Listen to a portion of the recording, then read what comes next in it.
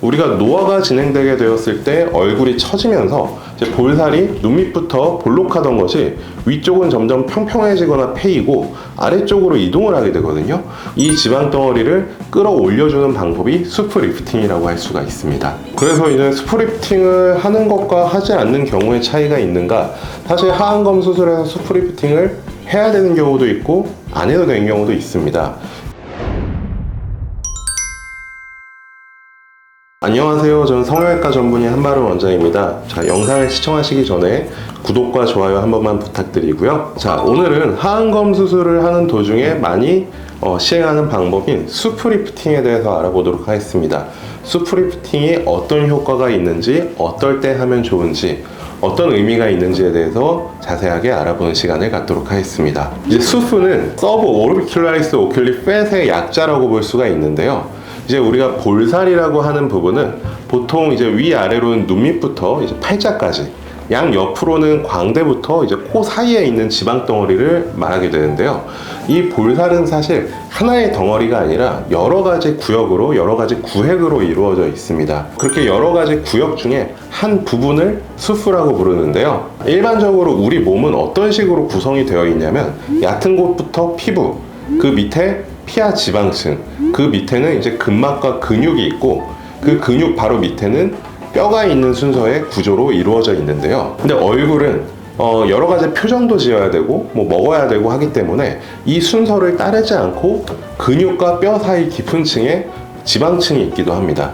이제 수프는 이제 눈둘레 근육이라고 불리는 이제 안윤근 밑에 있는 지방 덩어리라고 보시면 되고요. 보통 이제 동공 중심점부터 광대 쪽까지 살짝 바깥쪽에 있는 지방 덩어리예요.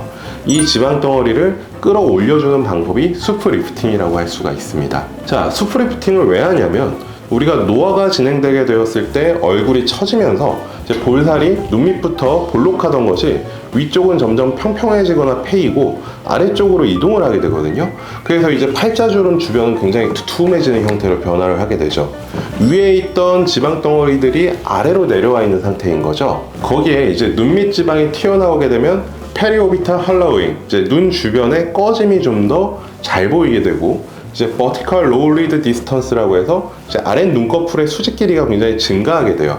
피곤하고 힘없고 나이든 모습에서 나타나는 전형적인 현상이라고 보시면 되겠는데요. 이 수프를 다시 원래 있던 눈 밑쪽으로 리프팅을 해주게 되면 이런 모습들이 개선이 되기 때문에 하는 거라고 보시면 되겠습니다. 사실 하안검 수술을 할 때 같이 하는 이유는 꽤 단순합니다. 우리가 하안검 수술을 할 때 눈 밑 지방을 재배치하기 위해서 보통은 이제 악광대라고 불리는 뼈까지 박리를 진행을 하게 되거든요.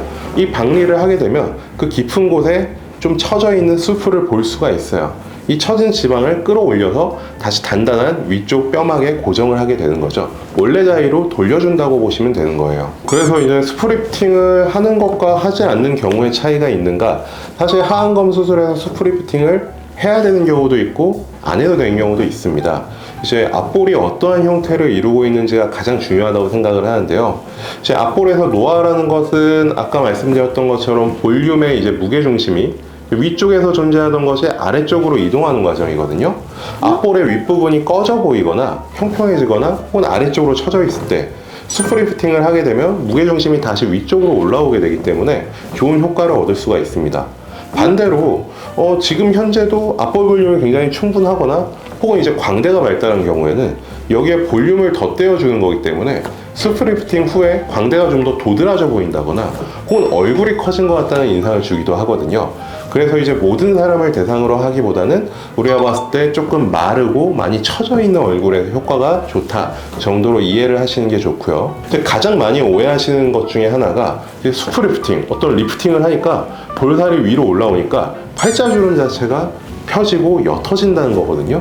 이제 처음에도 말씀드린 것처럼 수프라는 지방 덩어리는 이제 앞볼살의 한 구역을 담당하는 지방 덩어리고요. 동공을 중심으로 했을 때 주로 바깥쪽에 존재하는 구역, 보통 한 이 정도 느낌에 있는 지방 덩어리거든요. 이 부분이 리프팅 된다고 해서 팔자주름 자체가 직접적으로 펴진다든지 옅어지기는 사실 어렵습니다. 주름을 펴기보다는 전체적으로 앞볼 볼륨을 좀 리디자인, 리모델링 하는 의미로 생각하시는 게 가장 좋을 것 같아요. 자, 수프리프팅만 단독으로 하는 경우는 없다고 보셔도 무방할 것 같습니다. 이제 하안검 수술을 하면서 더 좋은 효과를 보기 위한 어떤 이제 하나의 기술적인 방법으로 보는 게 좋을 것 같고요. 접근 방식이라든지 효과 면에서 단독 수술로만 진행을 하기에는 아직까지는 큰 장점은 없어 보인다. 이제 하안검 수술을 고려를 하고 있다면 이제 상담하실 때 내가 수프리프팅을 하는 게 좋은지, 하면 어떤 효과가 있는지 알아보시는 게 가장 좋은 방법이라고 볼 수가 있겠죠. 오늘은 수프리프팅에 대해서 좀 더 자세히 알아보았고요. 혹시라도 더 궁금하신 점이 있으시다면 댓글로 남겨주시면 제가 직접 답을 드리도록 하겠습니다. 지금까지 한바른 원장이었습니다. 고맙습니다.